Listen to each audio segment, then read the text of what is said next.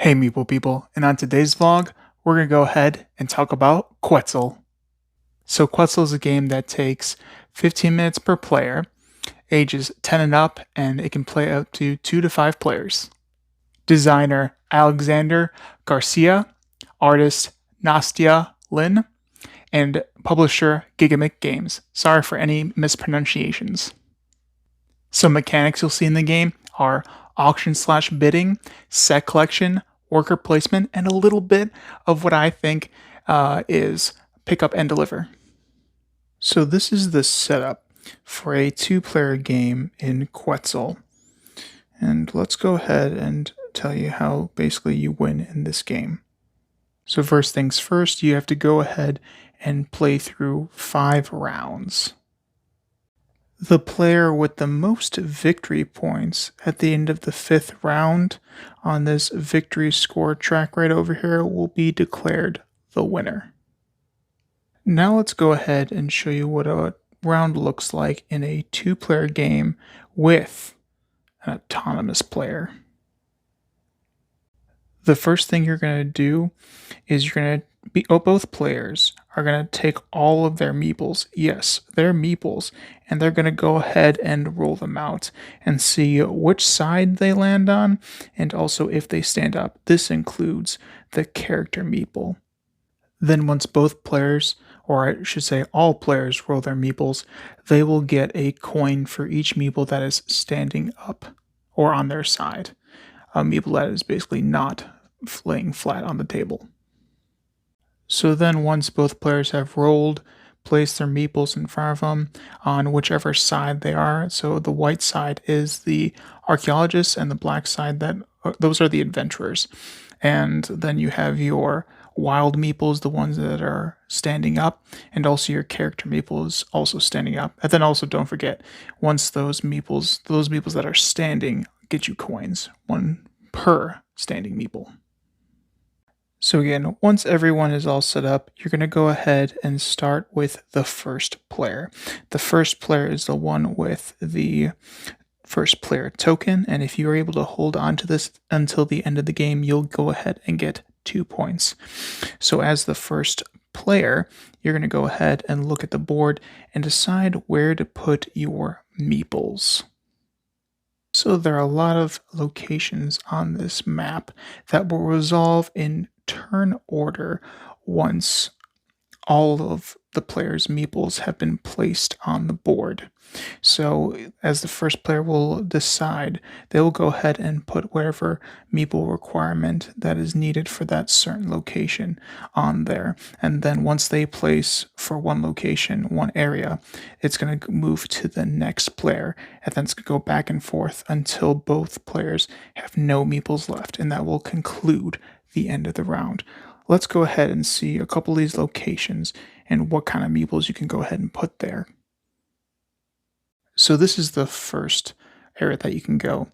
This one is number 1 when you go ahead and do resolving, and this is where you can go ahead and claim the first player token. As long as you aren't the first player already, you'll get the first player token, and you'll also get a point to this track right over here, and that will get you varying points, money, and abilities once you land on those specific spaces, once you have that many points on this track.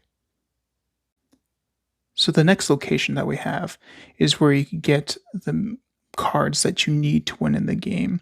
These cards will be giving you victory points based on how many cards of that type you give away.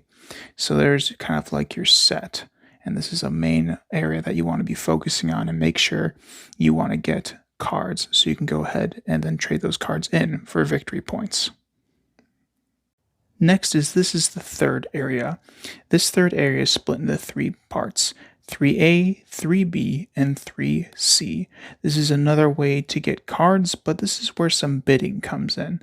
So whoever bids the highest and keeps it until the end of the round will be collecting 2 cards, and also some bonuses. Sometimes it will be money, sometimes it will be bird points that will help you get special advantages once you land on certain spaces, and then another one will be getting victory points. Next, we have the fourth area. The fourth area is a specific area where you can go ahead and get money, but you have to exchange for a card. What this area is called like the black market. So you can get yourself some money. $7 is a lot in this game. But yeah, this is one of those bidding areas as well. So whoever can bid the highest with their meeples will be able to walk away at the end of the round as long as they're still the highest bidder. Moving on to the fifth space, this is where you can get some one-time upgrades, especially the ones with X. They'll happily out one time and then be discarded, but you'll still keep them because you get victory points at the end of the game. But then also there are some tiles that go ahead and give you continuous abilities. Sometimes they're conditions to get more victory points. Other times they are abilities you can enact once per round. And now we're moving on to some of the spaces where you can go ahead and actually sell your cards to get victory points and other benefits. So for number 6, you can go ahead and sell up to 3 cards. But like I was saying before, this is a set collection game, so you want to sell the same type of card to get more points, or just sell as many cards as you can to get points, because sometimes you won't have always the same type of card, but you just want those victory points at the same time, especially towards the end of the game. Last but not least, this is site number 7. In this space, you can go ahead and you're going to be bidding for this space with your meeples throughout all the players, and the player that has the highest bid at the end is going to be able to sell 6 cards and get all those victory points and bonuses depending on what they are giving up. So this is a very valuable space, but it is going to cost some meeples.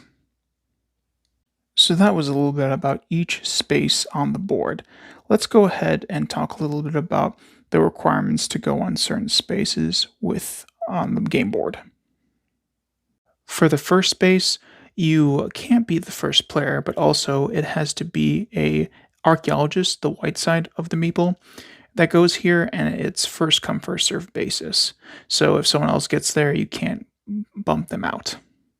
Section 2, these spaces are all about first come first serve. They're all about unique, and you have to have the same type of meeple. So you see the autonomous player right there was placed on that space, so no one can knock that player off. And so if you want to play anywhere else, you'll have to play a white meeple and plus pay that coin cost in the lower right hand corner. So like this one is if you want to be first pick of all these cards here, you're going to go have to play archaeologist meeple here and pay 5 coins. So on the third section, these are where you're going to encounter bidding first. So like right here, the autonomous player was placed here at the beginning of the round. 2 white archaeologist meeples. These meeples have set the stage of the bid. So if you want to go ahead and knock this player out, you get to go ahead and do 3 explorer meeples, white meeples. And if you do that, then the meeples will go back to the player, but since this is an autonomous player, they'll just get taken out of the game. So it's not like you've lost your turn. And that's how each one will be placed. And once the color is set, whether it is the white side or the black side, that is going to be what it is. So you can't change it. I can't put 3 black adventurer meeples here or explorer meeples here to go ahead and bid higher. It has to be 3 archaeologist meeples. So on that last kind of space you're going to encounter, there you're going to see these gray type meeples. You can place the black side or the white side here. It could be archaeologist or explorer, and it doesn't matter. And specifically for space 6, it doesn't matter who's here. And there's any amount of people that can be here. So you can always be selling off cards to get victory points and other abilities. And this space right here that I didn't talk about yet, this is when you go ahead and put any kind of meeple here, you will gain a coin and you'll be able to reroll one of your meeples. This happens instantly. You don't have to wait to the end of the round. This happens automatically, so you can try to, get a better bid from somebody else on another space. So, play will continue with each player going ahead and spending all their meeples, and it will stop once each player cannot spend any more of their meeples, or can't do anything else on the board with what meeples they have left. And once that happens, the round will conclude, and then we'll go ahead and resolve starting from space 1 and going all the way through to space 7. And then once we do that, the round is concluded, and we will go ahead and reset for the next round. So once you're ready to go ahead and reset for the next round, you'll just go ahead and take the round marker and move it to the next space. And then you'll go ahead and fill in for any missing cards. Go reimburse those spaces. And also if any of the spaces where you get special tiles, you'll go ahead and reimburse those as well. And also, after you're done with that, you'll go ahead and flip over the next card in the Autonomous Player deck if you're playing with 2 players, and then you go ahead and put meeples where they need to be. And then once that's done, you'll go ahead and check with each player that they're ready to go and roll out the meeples, and then whoever has the first player will start us off. So that was an overview of Quetzal by Gigamic, and here are a few of my thoughts on it. First, rolling meeples. That was a very weird and odd experience for a worker placement game where you're rolling your meeples, and then depending on how they fall will impact the game heavily. And it was just very interesting and something I didn't expect I would like as much as I did throughout the game. So if you hear about people rolling meeples within a board game, they're probably talking about Quetzal, and it's probably an interesting experience that you should partake in until all the other games are now rolling meeples like Quetzal. So yeah, definitely with rolling meeples, it was a very cool experience, and I'd say enjoyable. Next, so you also heard me talk about an autonomous player for a 2-player game. Most times when this happens within a board game, I sit there and think, well, this isn't really for this one, it's 2 to 5 players. This really isn't a 2 to 5 player game. It should be a 3 to 5 player game. But especially when an autonomous player is needed for it, which is kind of like there are games where it's like a hit and miss, but for Quetzal, it really hits.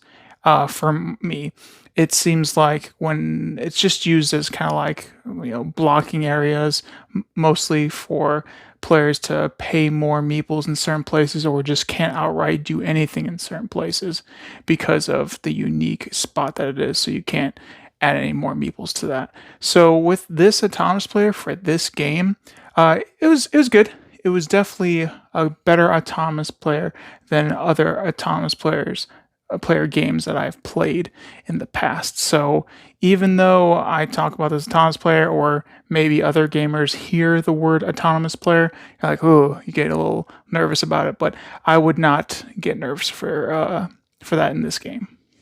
And another thing I want to mention is the theme, the mechanics, and just how you play the game and how it feels it all ties well together. So that's a plus that I just wanted to mention. And I thought it was really cool that everything you did, learning about the game, playing through the game, and the actions you were taking in the game, just everything just seemed to tie together really well. And so the final thing I want to go ahead and talk about is complexity level of Quetzal. The complexity level of Quetzal is pretty beginner to maybe beginner mid-tier of modern day board gamer. The complexity of this game is not really there. The strategy is pretty straightforward. Get cards to get victory points and go ahead and hopefully you're at the top at the end. So with that, the heavier gamer that's always looking for that next, insane complexity, strategy, moving pieces type game, this isn't really that one. But if you are one of those gamers looking to expand, grow, get people addicted to board games, really wanting to get that wow factor, especially with rolling the meeples, I would definitely recommend Quetzal. Thanks for watching this video, and don't forget to subscribe to this channel to stay up to date on all of our content. Well, until next time, we'll talk to you guys later. Toodles!